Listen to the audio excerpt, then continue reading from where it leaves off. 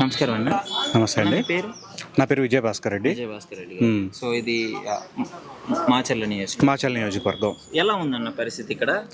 ఇక్కడైతే గత 5 సంవత్సరాల నుంచి పిన్నెల రామకృష్ణారెడ్డి గారు ఎమ్మెల్యే.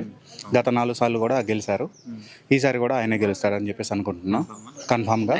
అయితే రామకృష్ణారెడ్డి గారికి ప్రజల్లో వ్యతిరేకత వచ్చేసింది. 4 సార్లు గెలిచాడు, డెవలప్మెంట్ పట్టించుకోలేదు అని చెప్పేసి కొన్ని వార్తలు వస్తున్నాయి. అందులో నిజం ఎంత ఉంది, అబద్ధం ఎంత ఉంది? డెవలప్మెంట్ అనేది మనకి చేతుల్లో కనపడేదో లేకపోతే ఇంకోటో కాదు. ఎట్లా అంటే ఇప్పుడు యువతకి ఉద్యోగాలు, మా ఊర్లో సచివాలయాలు కానీ, మా మండలంలో సచివాలయాలు కానీ, అన్ని సచివాలయాల్లో జాబ్స్ వచ్చాయి. మా లోకల్ పీపుల్కే వచ్చాయి. దాన్ని డెవలప్మెంట్ కాదంటారా? అవును కదా.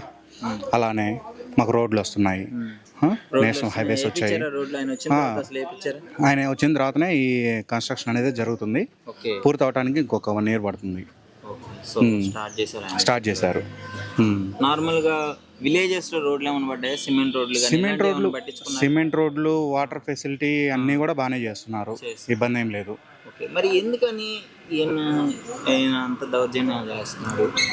ఇట్లాంటి వార్తలు అవన్నీ గాలి మాటలు, అన్నీ ఎవరో చెప్తే చేసాయి కానీ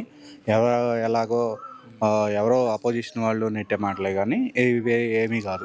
మరి అపోజిషన్ క్యాండిడేట్ బ్రహ్మారెడ్డి గారి పరిస్థితి ఎలా ఉంది? ఆయన అయితే నేను ఈసారి పక్కా గెలుస్తాను, కూటమితో వస్తున్నాను, అది ఇది అని చెప్పేసి అని అంటున్నాను. కూటమితో జెండాలు చదవటం వాళ్ళ ఎజెండా. జగన్మోహన్ రెడ్డి సింగిల్గా వస్తున్నారు, సింగిల్గానే సీఎం మళ్ళీ అవుతారు. ఆ బ్రహ్మారెడ్డి గారు అనేది అతన్ని వెలివేశారు టీడీపీ నుంచి 2014కు ముందు. ఆ తర్వాత 3 క్యాండిడేట్లను మార్చారు. ఆ ముగ్గురు క్యాండిడేట్లను మార్చిన తర్వాత ఇతన్ని మళ్ళీ కావాలని చెప్పేసి ఒక ఫ్యాక్షనిస్ట్ని తీసుకొని వచ్చి ఇక్కడ రాజకీయం చేయాలని చెప్పేసి చూస్తున్నారు. సో మరి ఇలాంటివి అయితే జరగదంటారు సార్? జరగదు. 170 స్థానాల్లో ఎన్ని రావచ్చు? 175కి 170 మా టార్గెట్. 175కి 175 కొడతామని పక్కాగా జగన్మోహన్ రెడ్డి గారు ఏదైతే విశ్వాసంతో చెప్తున్నారో మేము కూడా 175కి 175 స్థానాలు రావాలని చెప్పేసి అత్యధిక మెజార్టీతో మా పిన్నెల రామకృష్ణారెడ్డిని గెలిపించుకోవడానికి మేము మా శాయశక్తుల ప్రయత్నిస్తాం. నమస్తే అండి. మీ పేరండి? నా పేరు రామరెడ్డి అండి. చెప్పండి సార్, ఇక్కడ మాచర్ల నియోజకవర్గంలో పరిస్థితులు ఎలా ఉంది? రాబోయే ఎన్నికల్లో ఎవరు గెలిస్తే బాగుంటుంది అనుకుంటున్నారు? రాబోయే ఎన్నికల్లో రామకృష్ణారెడ్డి గారే గెలుస్తారండి. గత 4 సార్లు కూడా గెలిచారు. ఈసారి గెలిస్తే 5వ సారి అవుతుందండి. ఖచ్చితంగా వారిదే విజయం అని మేము అనుకుంటున్నాము, భావిస్తున్నాము. ప్రజలు కూడా డిసైడ్ అయ్యారు. వారు 1 సైడ్ అయింది. ఎవరు కూడా దాని గురించి అంతే. కానీ 4 సార్లు గెలిచారు, ప్రజల్లో వ్యతిరేకత ఉంది, డెవలప్మెంట్ పరంగా ఏం చేయలేదు అని చెప్పేసి రామకృష్ణారెడ్డి గారిని కొన్ని వార్తలు వస్తున్నాయి. సో అందులో ఎంత నిజం ఉంది, ఎంత అబద్ధం? డెవలప్మెంట్ లేదని ఎవరన్నారు? ఎందుకు అనుకుంటున్నారు? అదొక భ్రమ, అదొక స్ట్రాటజీతో ప్రతిపక్షాలు దాన్ని ముందుకు తీసుకెళ్తున్నారే తప్ప డెవలప్మెంట్ అనేది రాష్ట్ర వ్యాప్తంగా వారికంటే, అంటే గతంలో పరిపాలించిన వారికంటే వీరు ఎక్కువగానే చేశారు. కాకపోతే అది కంటికి కనపడాలంటే కొంత సమయం పడుతుందే తప్ప అది కేవలం మాట వరకే మాత్రం పరిమితమైంది. దాన్ని ప్రజలందరూ కూడా గమనించారు. ఇందులో మార్పు ఏం లేదు. రామకృష్ణారెడ్డి గారు కూడా ఇక్కడ మాచర్లలో ఎన్నో అభివృద్ధి కార్యక్రమాలు చేశారు. అందుకని వారి విజయం ఖాయమైపోయింది ఇప్పటి వరకు. అయితే ఈసారి ఒకళ్ళు రావట్లేదు, కూటమితో వస్తున్నారు. సో జగన్ గారు ఒక్కడే ఉన్నారు. మరి ఒక ఎమ్మెల్యే పోటీ చేసినా 3 పార్టీలు పోటీ చేసినట్టే లెక్క. సో మరి వాళ్ళని ఎలా ఎదుర్కోబోతున్నారు? కూటమి రావచ్చు, లేకపోతే ఇంకొక 10 మంది తోడవచ్చు. ప్రజలు ఏమి ఆలోచన చేస్తారంటే మాకు ఎవరు మంచి చేశారు, మేమేమి లబ్ధి పొందాము, ఎవరి వల్ల మాకు మేలు జరిగింది అనేది మాత్రమే ఆలోచిస్తారు తప్పితే ఒక 10 మంది తోడయ్యారు, లేకపోతే ఒక 20 మంది తోడయ్యారు, కూటమి కావచ్చు, ఇంకొక 20 మందికి కావచ్చు, కానీ గెలుపు ఎవరికి ఇస్తారు అంటే మంచి ఎవరైతే చేస్తారో వారికే గెలిపిస్తారు. అది అందరికీ తెలిసిన విషయమే. అయితే జగన్ గారిని కూడా డెవలప్మెంట్ అయితే ఏం చేయలేదు, పథకాలు ఇచ్చి ప్రజలను సోమరిపోతం చేయడము, రాష్ట్రాలను అప్పులు చేయడమే జరుగుతుంది, ఇంకా ఏం డెవలప్ కాలేదు ఆంధ్రప్రదేశ్ అని చెప్తుంది.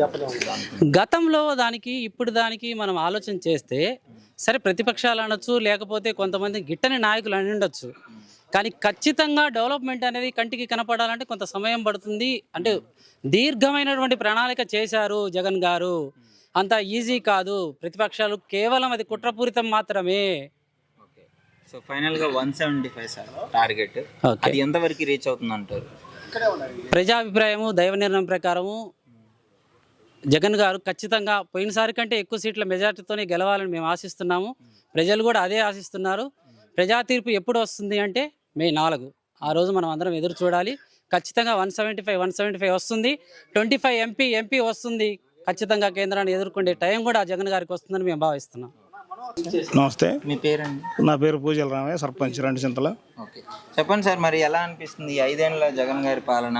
అలాగే రామకృష్ణారెడ్డి గారు ఏ విధంగా చేశారు? ఇప్పుడు ఆయనకి పోటీగా బ్రహ్మారెడ్డి గారు నిలబడ్డారు. మాచర్ల నియోజకవర్గంలో ఎలా ఉండబోతుంది అసలు?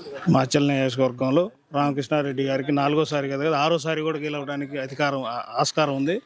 తిరుగులేని క్యాండిడేట్గా మేము అనుకుంటున్నాం. మా ఉద్దేశంలో బ్రహ్మారెడ్డి అనేవాడు నామకే వాస్తు పోటీ అని మా ఆలోచన. ఏదో భయపడే గెలుపు అనేది భయపడే వాళ్ళ చేస్తున్నారు ఉద్దేశం తప్పితే ఏం లేదు. జనంలో జగన్మోహన్ రెడ్డి గారి అంటే ఎలాంటి మార్పులు వచ్చాయి? అంటే మాచర్లలో జగన్ గారి గెలవక ముందు ఎలా ఉంది, గెలిచిన తర్వాత రామకృష్ణారెడ్డి గారి ద్వారా ఏమైనా మార్పులు వచ్చాయి? రామకృష్ణారెడ్డి గారు అంటే దాదాపు మా మండలం సంబంధించి 7.5 కోట్ల రూపాయల అభివృద్ధి పనులు చేశాం. మా నియోజకవర్గ ప్రాంతం వచ్చే వరకు 35 కోట్ల రూపాయల అభివృద్ధి చేశాం. ఒక డైరెక్ట్గా డీబీటీ అయితేంది, మామూలు బ్యాంకుల ద్వారా అయితే కొన్ని వేల కోట్ల రూపాయలు అభివృద్ధి కాదు, అది వాళ్ళకి ఇవ్వడం జరిగింది. ఇవన్నీ దృష్టిలో ఉంచుకొని ఓటర్ మొత్తం కూడా జగన్మోహన్ రెడ్డి గారిని చూసే ఓటేయడానికి 100% తీర్మానం చేసుకున్నారు. ఇవాళ జనం ఏమని అనుకోవడం బయట అనుకునే ముచ్చట్లు వేరు. జనం ఫిక్స్ అయ్యి ఉన్నాడు ఓటేయడానికి. లేదు అసలు అంటే రామకృష్ణారెడ్డి గారు వచ్చిన తర్వాత డెవలప్మెంట్ ని పట్టుకోలేదు, అంటే ఆయనకి దౌర్జన్యాలు ఎక్కువగా చేశాడు, ప్రజల్లో వ్యతిరేకత వచ్చిందని చెప్పేసి ఇలాంటి కొన్ని వార్తలు వస్తున్నాయి. సో దాని గురించి మీరేం? ఈయన వచ్చిన తర్వాత 15 ఏళ్ళ నుంచి ఇంతవరకు ఏ దౌర్జన్యాలు కాదు, ఎక్కడ ఏం జరగల.